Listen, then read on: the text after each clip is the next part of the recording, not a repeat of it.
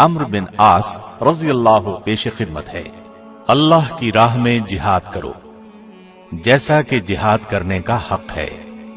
उसी ने तुम्हें बरगुजीदा बनाया है और तुम पर दीन की किसी बात में तंगी नहीं डाली, और तुम्हारे लिए तुम्हारे बाप इब्राहीम का दीन पसंद किया। अल्लाह ने पहले यानी पहली किताबों में तुम्हारा नाम मुस्लिम रखा था, और इस किताब में भी तुम्हारा यही नाम रखा है। जो मुसलमान घरों में बैठ रहते और लड़ने से जी चुराते हैं और कोई उज्र नहीं रखते, वो और जो अल्लाह की राह में अपने माल और जान से लड़ते हैं, वो दोनों बराबर नहीं हो सकते। अल्लाह ने माल और जान से जिहाद करने वालों को बैठ रहने वालों पर दर्जे में फजीलत बख्शी है। और गो नेक वादा सबसे है, लेकिन अज्र अजीम के लिहाज से अल्लाह ने जिहाद करने वालों को बैठ रहने वालों पर फजीलत बख्शी है। दाएं तरफ से एक घुड़सवार चला आ रहा है, दो सवार बाएं तरफ से आते दिखाई देते हैं। तीनों का रुख एक ही समत में है। शायद इन तीनों की मंजिल एक है, और फिर तीनों एक दूसरे के नजदीक आकर रुक जाते हैं। चंद लम्हे तक वो एक दूसरे को देखते हैं, फिर उनके दरमियान इस तरह गुफ्तगू शुरू होती है। अम्र बिन आस ने पूछा, खालिद बिन वलीद, ये आप हैं? खालिद बिन वलीद ने जवाब दिया, मेरे दोस्त अम्र बिन आस, मैं क्या देख रहा हूं कि आप तन्हा हैं और आपका रुख मक्के की तरफ भी नहीं। आपका कहां जाने का इरादा है? अम्र बिन आस ने जवाब दिया, ए खालिद, मैं इस्लाम कबूल करने जा रहा हूं। मैं रसूलुल्लाह सल्लल्लाहु अलैहि वसल्लम के कदमों में जगह पाने की गरज से यह सफर कर रहा हूं। आप अपनी सुनाएं, आपका क्या इरादा है? मैं आपके साथ उस्मान बिन तलहा को भी देख रहा हूं। इस पर खालिद बिन वलीद ने जवाब दिया, तब तो हमारी मंजिल एक है।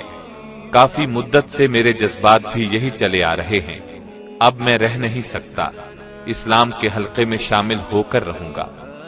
अम्र बिन आस ये सुनकर बहुत खुश हुए और बोले, आइए फिर हम इकट्ठे ही चलते हैं।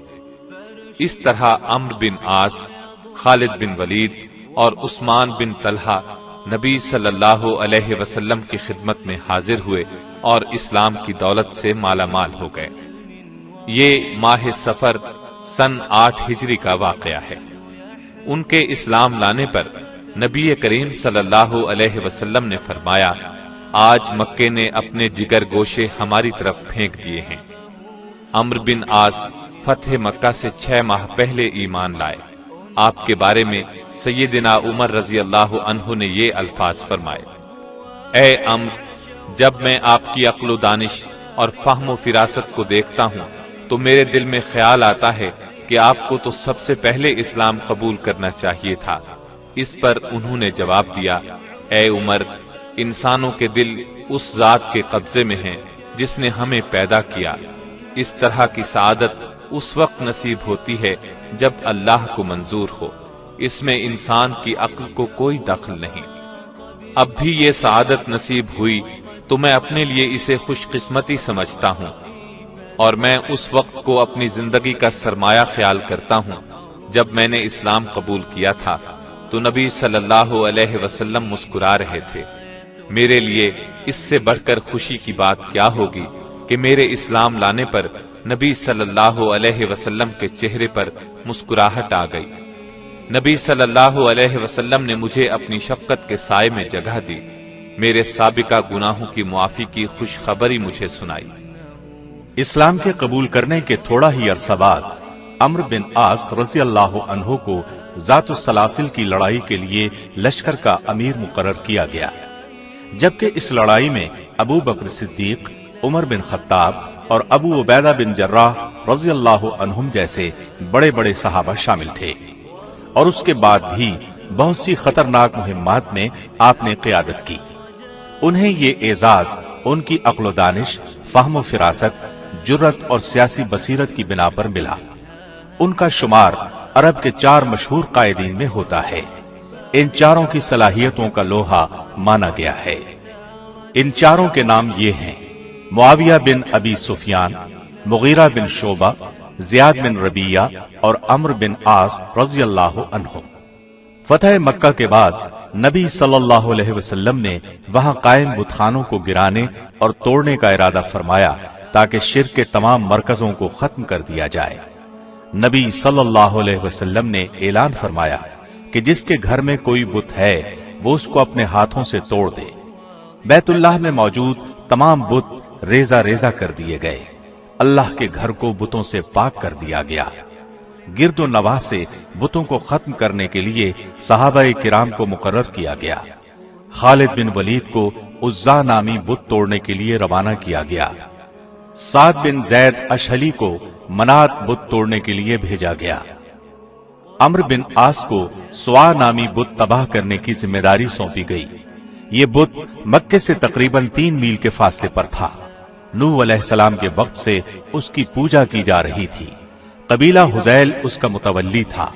अम्र बिन आस वहां पहुंचे तो वहां सिर्फ एक मुजावर मौजूद था। उसने पूछा, आप यहां कैसे तशरीफ लाए? आपने फरमाया, मैं इस बुत को तोड़ने के लिए आया हूं। उसने कहा कि आप ये काम नहीं कर सकते। हमारे माबूद में इतनी ताकत है कि अपनी तौहीन करने वाले को मजा चखा देगा। आपने नारे तकबीर लगाया और बुत को रेजा रेजा कर दिया और मुजावर से कहा, अब क्या ख्याल है? मुजावर ने उसी वक्त इस्लाम कबूल कर लिया। इमाम बुखारी ने अब्दुल्ला बिन अब्बास रज़ियल्लाहु अन्हुमा से रिवायत की है कि ये बुत नूह अलैहिस्सलाम की कौम के नेक और पारसा लोगों के थे।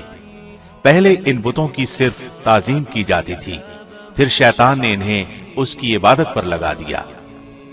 उन्हीं दिनों नबी सल्लल्लाहु अलैहि वसल्लम को मालूम हुआ कि अम्मान के लोग आग की पूजा करते हैं। नबी सल्लल्लाहु अलैहि वसल्लम ने अम्र बिन आस को अम्मान की तरफ रवाना फरमाया। वहां जैफर और इबाद नामी 2 हकीकी भाई हुकूमत करते थे।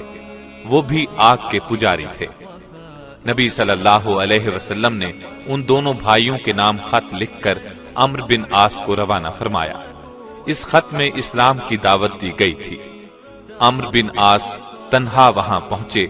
आपने वहां पहुंचकर गौर व फिक्र और तदब्बुर से काम लिया। छोटे भाई से मुलाकात की।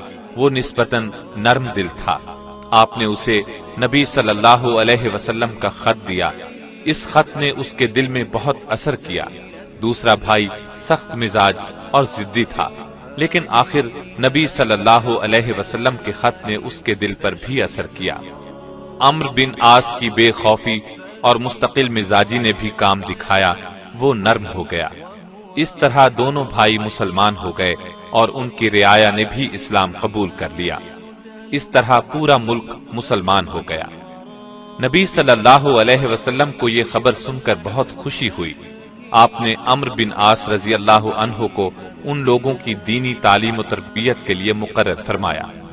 अम्र बिन आस वहां 2 साल तक रहे। इससे पहले उनसे एक और अहम काम लिया गया। मदीने से 300 मील के फासले पर जातुल कुरा नामी एक वादी थी। इस आबादी में कबीला कुज़ा आबाद था। इस कबीले ने मदीने पर हमला आवर होने का इरादा किया। नबी सल्लल्लाहु अलैहि वसल्लम को यह खबर मिली तो आपने अम्र बिन आस की क़ियादत में लश्कर रवाना किया ताकि दुश्मन को वहीं रोक लिया जाए। अम्र बिन आस इस्लामी लश्कर को लिए जमादियुस सानी 8 हिजरी को इस वादी के एक चश्मे तक पहुंच गए। इस चश्मे का नाम सलासिल था। आपने वहीं पड़ाव डाल दिया।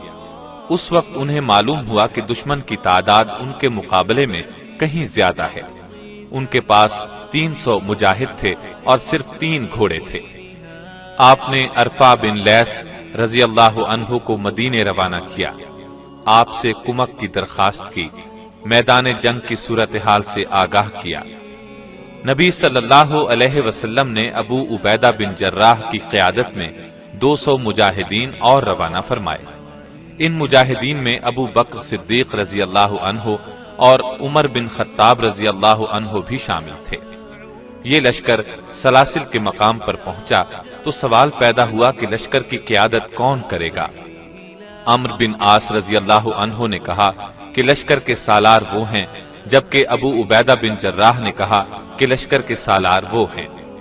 لیکن پھر ابو عبیدہ بن جراح نے عمرو بن عاص کی قیادت منظور کر لی، اس لیے کہ نبی صلی اللہ علیہ وسلم نے رخصت کرتے وقت فرمایا تھا کہ آپس کے جھگڑے سے بچنا۔ آخر عمرو بن عاص رضی اللہ عنہ نے اپنے لشکر کے ساتھ قبیلہ قزاع پر حملہ کیا۔ حملہ بہت زوردار اور اچانک تھا، انہوں نے دشمن کو سنبھلنے نہ دیا۔ بہت سے دشمن میدان میں مارے گئے، باقی بھاگ نکلے۔ اس موقع پر عمرو بن عاص رضی اللہ عنہ نے لشکر کو حکم دیا، خبردار کوئی مجاہد بھاگتے دشمن کا تعاقب نہ کرے۔ ان دنوں سردی بھی بہت شدید تھی۔ عمرو بن عاص رضی اللہ عنہ نے ایک اور حکم دیا تھا، خبردار مجاہدین تاپنے کے لیے آگ ہرگز نہ جلائیں۔ یہ دونوں حکم مجاہدین کو عجیب لگے۔ عمر رضی اللہ عنہ کو تو غصہ آ گیا، پکار اٹھے یہ کیسی پابندیاں ہیں؟ اس پر ابو بکر صدیق نے فرمایا، اے عمر صبر کرو، نبی صلی اللہ علیہ وسلم نے یوں ہی عمرو بن عاص کو لشکر کا امیر مقرر نہیں فرما دیا، کوئی خوبی دیکھ کر ہی یہ اعزاز انہیں عطا کیا گیا ہے۔ مجاہدین نے امیر لشکر سے کہا بھی کہ انہیں تعاقب کی اجازت دی جائے تاکہ دشمن کا مکمل طور پر خاتمہ کر دیا جائے، لیکن آپ نے تعاقب کی قطعاً اجازت نہ دی۔ اسلام قبول کرنے کے بعد یہ پہلی جنگ تھی جس کی قیادت انہیں سونپی گئی تھی۔ عظیم الشان فتح حاصل کرنے کے بعد جب یہ واپس لوٹے تو نبی صلی اللہ علیہ وسلم کو جنگ کی تفصیل سنائی۔ آپ نے پیار بھرے لہجے میں دریافت فرمایا، اے عمرو تم نے مجاہدین کو بھاگتے دشمن کا تعاقب کرنے سے کیوں روکا تھا؟ اس سوال کا جواب عمرو بن عاص رضی اللہ عنہ نے یہ دیا، اے اللہ کے رسول مجھے یہ ڈر تھا مجاہدین تعاقب کرتے ہوئے دور نکل جائیں گے، یہاں تک کہ دشمن کے علاقے میں جا نکلیں گے۔ اس طرح چند قیمتی جانیں ضائع ہونے کا خدشہ تھا۔ ان کا یہ خیال بالکل درست تھا، اس لیے کہ کامیاب جرنیل اپنی فوج کے ایک ایک مجاہد کا خیال رکھتا ہے۔ اب رسول اللہ صلی اللہ علیہ وسلم نے دریافت فرمایا، اور تم نے سخت سردی میں مجاہدین کو آگ جلانے سے کیوں روکا؟ آپ نے عرض کیا، اگر میدان میں آگ روشن کی جاتی تو ہماری تھوڑی تعداد کا دشمن کو پتہ چل جاتا، اگر انہیں ہماری کم تعداد کا پتہ چل جاتا تو وہ دوبارہ حملہ کر سکتے تھے۔ نبی صلی اللہ علیہ وسلم نے ان کی وضاحت سن کر خوشی کا اظہار فرمایا۔ یوں آپ نے اسلام قبول کرنے کے بعد سونپی گئی پہلی ذمہ داری کا حق ادا کر دیا۔ آج کے دور میں بھی جنگ کے دنوں میں باقاعدہ اعلان کیا جاتا ہے کہ رات کے وقت تاریکی رکھی جائے، آگ نہ جلائی جائے، روشنیاں گل رکھی جائیں، اسے بلیک آؤٹ کہتے ہیں۔ یہ اصول سیدنا عمرو بن عاص رضی اللہ عنہ نے شروع فرمایا تھا۔ اس فتح پر نبی صلی اللہ علیہ وسلم نے عمرو بن عاص سے فرمایا تھا، اے عمرو نئی فتوحات کے لیے تیار ہو جاؤ۔ پھر رسول اللہ صلی اللہ علیہ وسلم نے وفات پائی تو ابو بکر رضی اللہ عنہ خلیفہ بنے۔ وہ وقت بہت نازک تھا، ہر طرف سے فتنوں نے سر اٹھا لیا تھا، بہت سے لوگ مرتد ہو گئے، کچھ نے زکوٰۃ دینے سے انکار کر دیا، کچھ نے نبوت کا جھوٹا دعویٰ کر دیا۔ ان تمام فتنوں پر قابو پانے کے لیے سیدنا ابو بکر صدیق نے 11 لشکر ترتیب دیے، 11 ہی جھنڈے بنائے، ہر لشکر کے امیر کو ایک جھنڈا دیا۔ فتنوں کو رفع کرنے کے لیے انہیں مختلف سمتوں میں روانہ فرمایا۔ ہر لشکر نے اپنی منزل پر پہنچ کر اسلام کی سربلندی کے لیے سر دھڑ کی بازی لگا دی۔ عمرو بن عاص رضی اللہ عنہ کو قبیلہ قزاع کی طرف روانہ کیا گیا تھا۔ آپ نے چونکہ نبی کریم صلی اللہ علیہ وسلم کی زندگی میں بھی اس قبیلے کا مقابلہ کیا تھا، اس لیے انہیں ان کی طرف روانہ کیا گیا تھا۔ ان لوگوں نے نبی کریم صلی اللہ علیہ وسلم کی وفات کی خبر سن کر زکوٰۃ دینے سے انکار کر دیا تھا۔ یہ ایک بار پھر قبیلہ قزاع پر حملہ آور ہوئے، بہت زبردست جنگ ہوئی، آخر شکست قبیلہ قزاع کا مقدر بنی۔ عمرو بن عاص کو فتح نصیب ہوئی، قبیلہ قزاع کو دوبارہ دائرہ اسلام میں داخل کیا، ان سے زکات وصول کر کے بیت المال کے لیے روانہ کی۔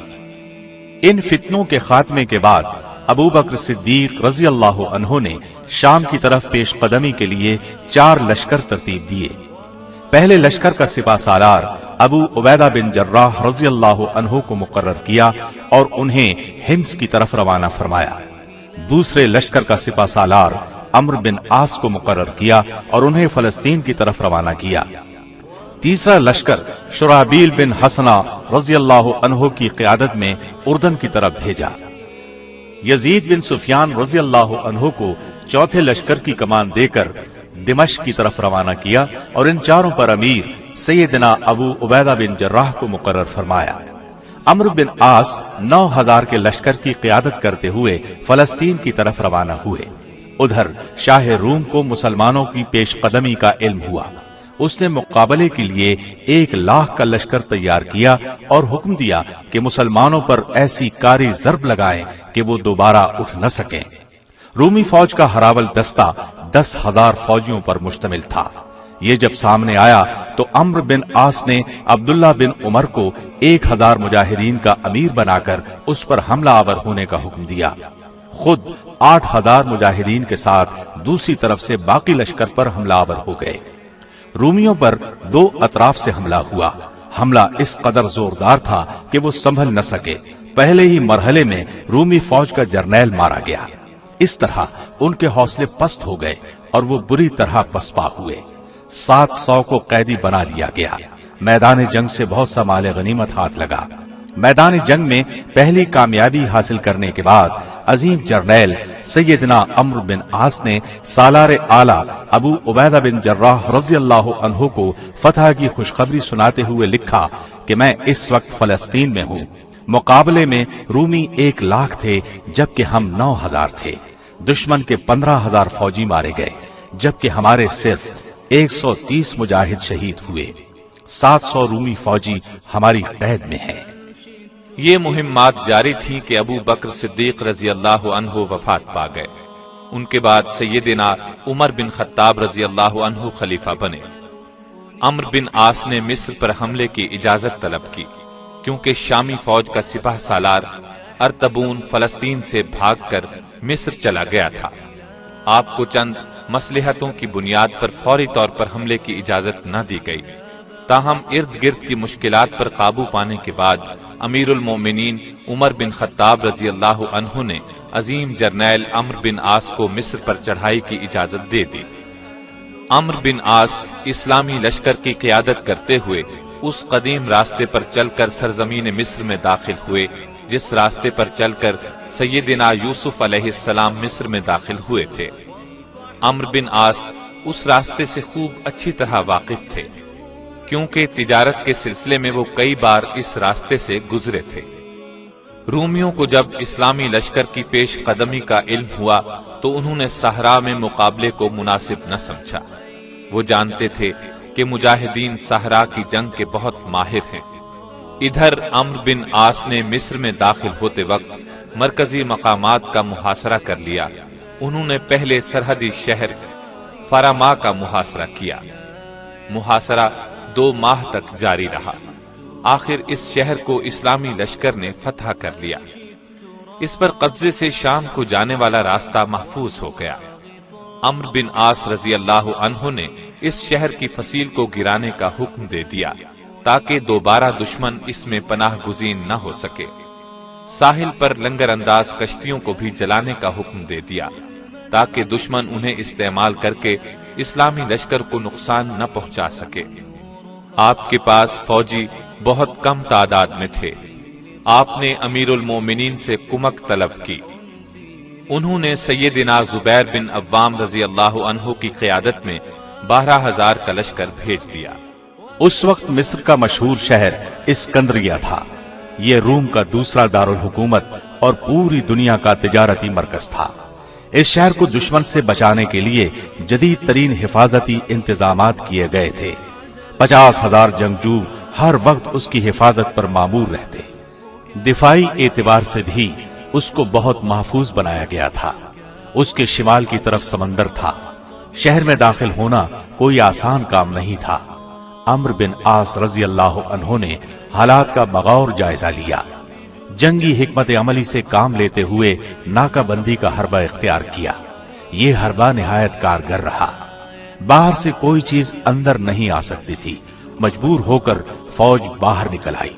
زبردست جنگ شروع ہوئی، مجاہدین جوش میں تھے، انہیں تلوار کی دھار پر رکھتے ہوئے شہر میں داخل ہو گئے۔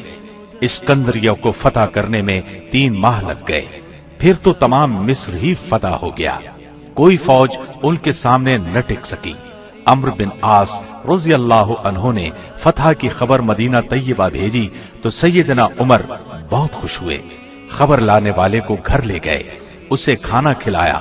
کھانا روٹی اور روغن زیتون پر مشتمل تھا، بعد میں کھجوریں پیش کی۔ خوشی آپ کے انگ انگ سے ٹپک رہی تھی۔ مصر پر قبضے کے بعد عمرو بن عاص نے ایک نیا شہر تعمیر کرنے کا ارادہ کیا۔ شہر کا نقشہ زبیر بن عوام نے تیار کیا، اس کا نام فسطاط رکھا گیا۔ شہر کے متعلق جب امیر المومنین کو علم ہوا تو انہوں نے اس شہر کو مصر کا دارالحکومت بنانے کا حکم جاری کیا۔ عمرو بن عاص کو اس کا امیر مقرر کیا۔ مصر 20 ہجری میں فتح ہوا۔ سیدنا عمرو بن عاص نے اپنے دور میں مصر کو امن امان اور ترقی کے راستے پر ڈال دیا۔ سیدنا عمر فاروق کی شہادت کے بعد سیدنا عثمان رضی اللہ عنہ خلیفہ بنے۔ آپ نے عمرو بن عاص کی جگہ عبداللہ بن سعد بن ابی سرحہ رضی اللہ عنہ کو گورنر مقرر کر دیا اور انہیں مدینے بلا لیا گیا۔ سیدنا عثمان نے فسادیوں کے خلاف ان سے مشورہ طلب کیا۔ آپ نے ان کے ساتھ سختی سے نپٹنے کا مشورہ دیا، لیکن عثمان رضی اللہ عنہ نے اپنی نرم طبیعت کی وجہ سے یہ مشورہ نہ مانا۔ سیدنا عثمان کی شہادت کے بعد سیدنا علی رضی اللہ عنہ خلیفہ بنے۔ اس وقت شام کے گورنر امیر معاویہ تھے۔ سیدنا عثمان کے قاتلوں کے مسئلے پر امیر معاویہ اور سیدنا علی میں کشمکش شروع ہو گئی۔ اس سلسلے میں امیر معاویہ نے عمرو بن عاص کو مشورے کے لیے شام بلا لیا۔ اس وقت آپ فلسطین میں تھے۔ انہوں نے پہلے اپنے 2 بیٹوں سے مشورہ کیا، پھر امیر معاویہ کے پاس چلے گئے۔ آپ نے امیر معاویہ کا بھرپور ساتھ دیا۔ انہوں نے بھی اپنے دور میں عمرو بن عاص رضی اللہ عنہ کو مصر کا امیر مقرر فرمایا۔